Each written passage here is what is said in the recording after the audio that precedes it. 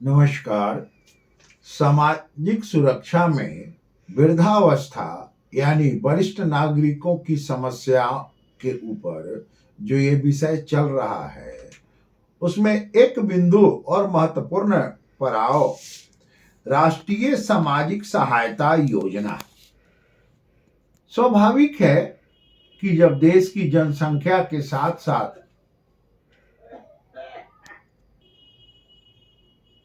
ये समस्या भी एक परिवार से निकलकर अपने आप समाज और उद्योग क्षेत्र और पूरे देश को कवर कर रहा है। पहले लोग कृषि पर निर्भर थे, अपना गांव था, घर था, परिवार था। स्वाभाविक है कि जो वरिष्ठ नागरिक होते थे वो अपने खेत में, खलिहान में, दरवाजे पर बैठे रहते थे। जो वरिष्ठ महिलाएं होती थी वो अपने घर में या खेत खलिहान में अपना बच्चों का ध्यान, लालन पालन में उनका समय निकलता था। और ये समस्या कोई समस्या के रूप में भारत में नहीं था, ये समस्या नहीं था। लेकिन जब देश में उद्योग आया और उद्योग आने के साथ जब घर परिवार छोड़कर, खेती बाड़ी छोड़कर व्यक्ति शहर में उद्योग धंधों में शिफ्ट करने लगा, जाने लगा, तो ये समस्या धीरे धीरे घर करने लगी। इस समस्या का जन्म शुरू हो गया भारत में।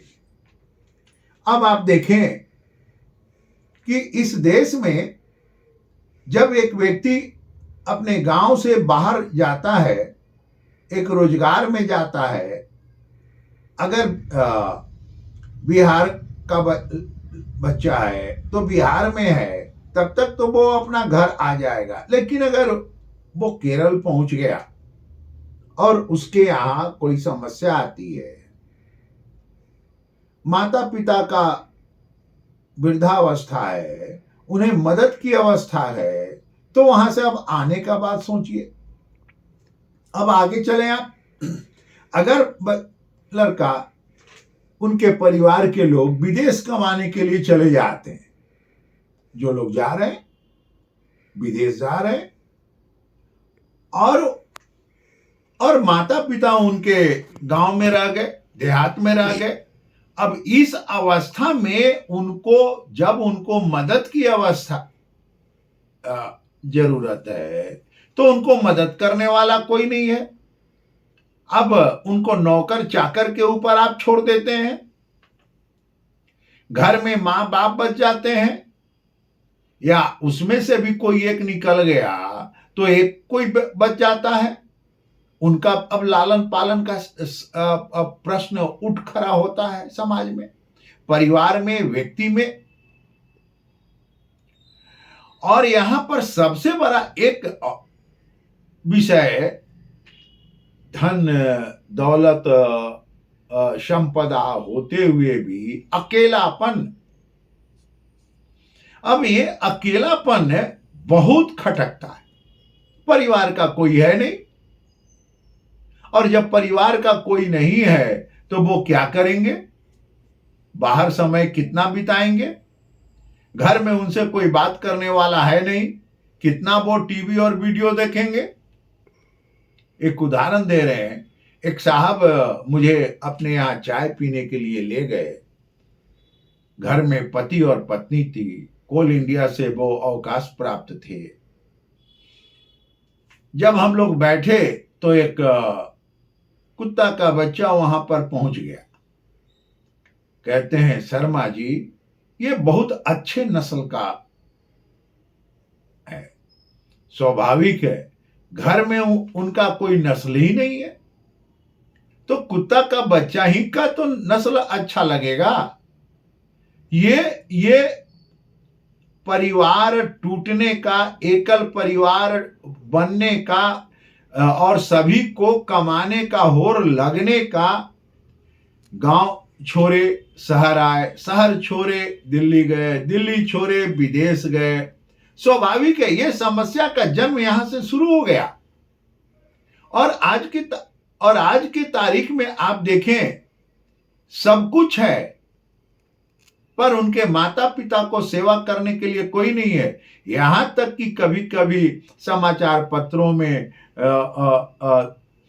ये समाचार वाचकों के द्वारा भी ये विषय आ जाता है कि माता पिता की मृत्यु हो गई और घर अंदर से बंद है। अब आप सोचें, ये कितनी दर्दनाक भयावह स्थिति इस देश में अब पैदा हो रही है, और ये जनसंख्या बढ़ रहा है।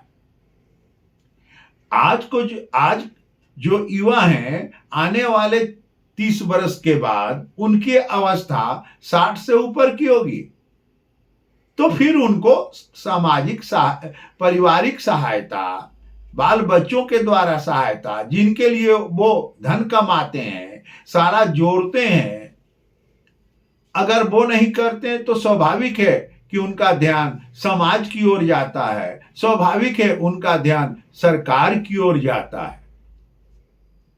और इसके लिए भारत सरकार ने 15 अगस्त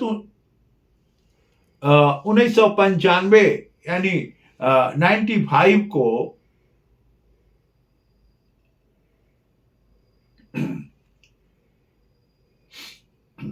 राष्ट्रीय सामाजिक सहायता योजना शुरू किया। यानी 15 अगस्त को 1995 से भारत सरकार ने इन वरिष्ठ नागरिकों के लिए एक सहायता सुरक्षा योजनाओं का शुरुआत किया।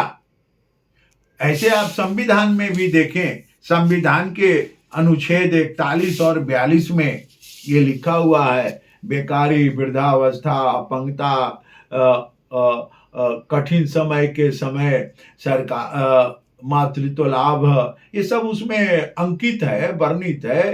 तो उसका भी पूर्ति हो गया, संविधान के अनुच्छेद 41 और 42 की भी पूर्ति हो रही है।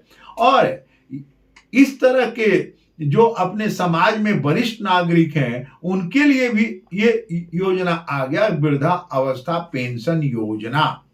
अब पेंशन उस समय करीब मात्र 75 रुपया से शुरू किया गया।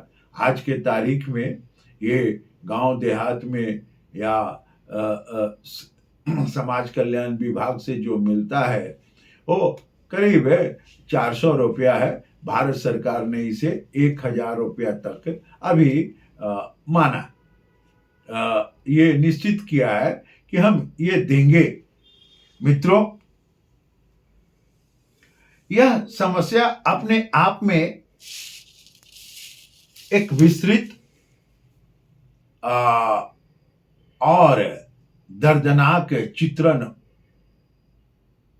उपस्थित करती है, और व्यक्ति के जीवन के 4 चक्र, बचपन, किशोरावस्था, प्रौढ़ावस्था और ये वृद्धावस्था, तो स्वाभाविक है मैं अब इस टॉपिक को यहां क्लोज करता हूं।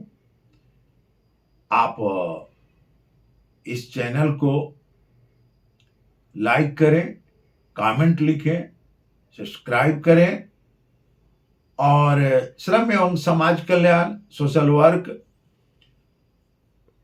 और समाज कार्य में जो भी विषय बिंदु आपको पसंद आता हो उसके बारे में भी लिखें। धन्यवाद।